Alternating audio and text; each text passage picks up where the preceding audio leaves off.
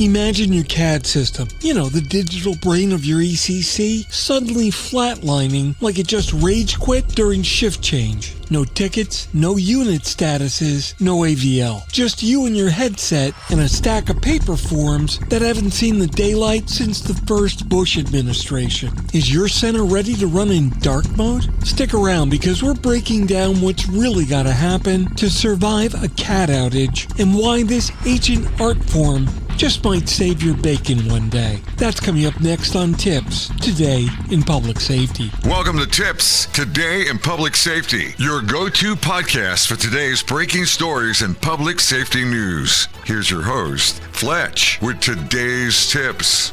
So picture this, 2 officers are chasing a suspect through a crowded apartment complex. The fire department's en route to a kitchen fire 3 blocks away. EMS needs you to dispatch life flight for a critical patient. And your CAD? Well, it's crashed like a toddler's iPad after 12 straight hours of Blippi videos. And suddenly you're left running a multi-agency response using sticky notes, muscle memory, and some pure spiritual fortitude. Welcome to Dark Mode, the ECC's version of flying a 737 at night in the rain with all the lights off. But somehow, you still manage to stick the landing, because you're one badass dispatcher. Now let's talk about how you survived your worst nightmare. Welcome to TiPS, Today in Public Safety. This is Fletch. I'm a certified NEMA ENP, and every Monday, Wednesday, and Friday I bring you the latest, most informative, and occasionally panic-inducing truths about emergency communications. Today we're going to talk about the one scenario that every ECC quietly fears, but few ever truly train for. A full-blown dark mode CAD outage. And no, I don't mean glitchy. I mean lights out. I mean you are now the CAD. Congratulations. So let's walk through what actually works, what fails immediately, and how to build a dark mode playbook that doesn't involve tears, post-it notes, and a sacrificial offering to the public safety gods. Okay, let's set the stage. Why CAD outages still happen. Even with today's cloud redundancy, even with mirrored data centers, even with those vendor promises of 5 nines uptime, any system can still fail. Failures happen because a network switch goes sideways. Maybe the databases lock up. Some bonehead installed a patch without telling dispatch. Maybe the primary data center hiccuped. Or, and this is my personal favorite, a backhoe 1,000 miles away in a seemingly unrelated parking lot working on a street light pulls some fiber optic out of the ground. Whoops, someone forgot to call 811. Call before you dig. But regardless, yeah, dark mode still exists, and training very much matters. Step 1.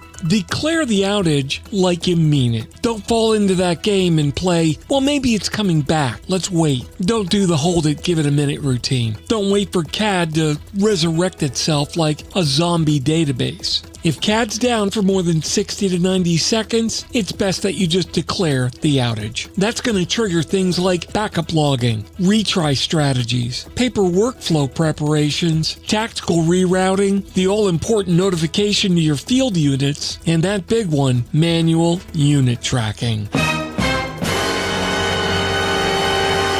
Remember, the earlier you declare it, the cleaner your incident logs will be later. Step number 2, break out the paper CAD. Yeah, it's time. This is the first moment that someone shouts, "Hey, where are the paper forms?" And then everybody else looks at each other and says, "Oh, we're supposed to keep those?" What you're going to need are things like a call intake sheet, unit status boards, incident logs, sector and beat maps, priority worksheets, someone designated as a log runner or scribe if you've got the staff for it. And if you don't, you better voluntold somebody because you're going to need it. Do yourself a favor and package all of this in an emergency go kit and make sure everybody knows where it is. You might find that paper CAD becomes oddly liberating. Everything becomes muscle memory and teamwork. Step number 3, radio discipline becomes sacred. Remember, without CAD, radios are going to revert to the 1980s setting. That's like back in my day, in the late 1900s.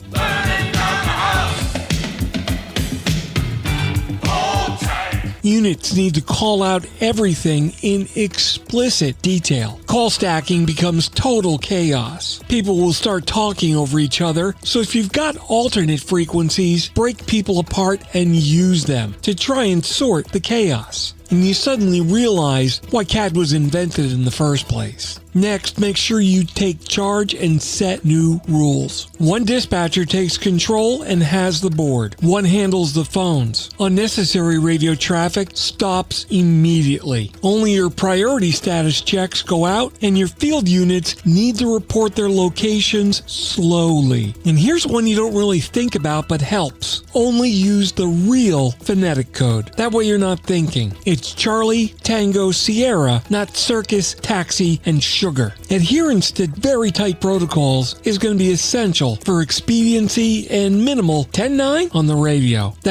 Repeat that for those who didn't use the 10 code, like we did back in the late 1900s. If you do this, you're going to find that tight radio discipline can be a real lifeline, especially in an emergency. Remember that your AVL is now permanently recalculating. Without CAD, your AVL map is likely dead or frozen like an old Garmin GPS. That means you need to ask for locations manually. You're estimating response times. Mutual aid becomes much more complicated, and units need to update their movements more proactively but efficiently. Think of it as dispatching with a blindfold and one ear plugged. Step 5. Your tactical reroute strategy. A good dark mode playbook is always going to include rerouting rules. Maybe fire EMS switches to station-based dispatching. Maybe law enforcement moves back to a zone dispatch. You might get some adjacent ECCs to take cover on certain call types. That's got to be prearranged. Your admin lines are now going to be used very differently because of all the manual call handling, and text to 911 likely needs to go back to some manual handling. Figure out what that is and establish it ahead of time. And most of all, have a policy and plan in place to get that done. The main key to success here is that everybody needs to know their role well before the failure ever occurs. Step number 6. The scribe role really can save lives. In CAD Dark Mode, one person will really emerge as the hero, and that's the scribe. They become the eyes and ears of the center and the single source of truth. They need to make sure that every unit movement is logged. They track the timelines. They document incident summaries. They're managing the priority lists, and they're keeping all the dispatchers updated simultaneously. Depending on the size of your center, they might do it themselves or they might manage a small team. But don't let that position go to the wayside. This is the person that's going to keep your ECC from melting into chaos. So make sure you take care of them. Step number 7, when CAD finally comes back, breathe and don't rush. CAD's going to suddenly light back up, and the temptation is going to be,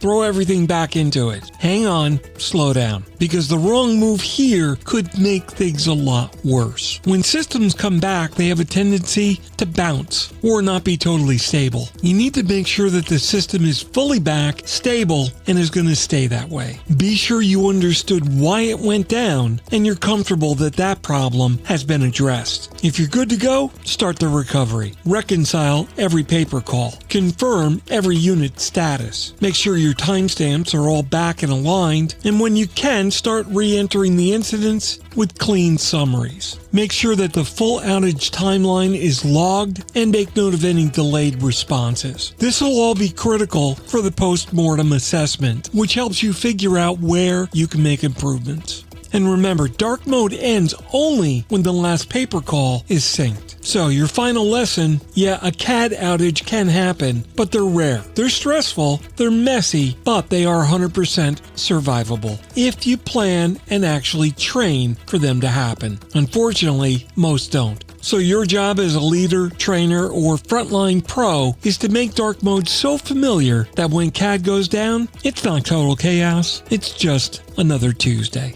That wraps up this episode of TiPS Today in Public Safety. I hope you found this one interesting and it made you think about your center. Remember to follow me on social media at Fletch911. Remember, you can check out all of my past episodes at 911tips.com, as well as my blogs on Fletch.tv. My professional site is at Fletch911.com. Thanks so much for listening, and if you're in public safety, thanks for what you do every single day. Stay safe, and I'll catch you next time. You've been listening to TiPS, Today in Public Safety, your go-to podcast for today's breaking stories and public safety news. Hosted by Fletch and available every Monday, Wednesday, and Friday. Catch past episodes on 911tips.com. Be sure to like and subscribe, and remember to join us each week for the latest on NG 911.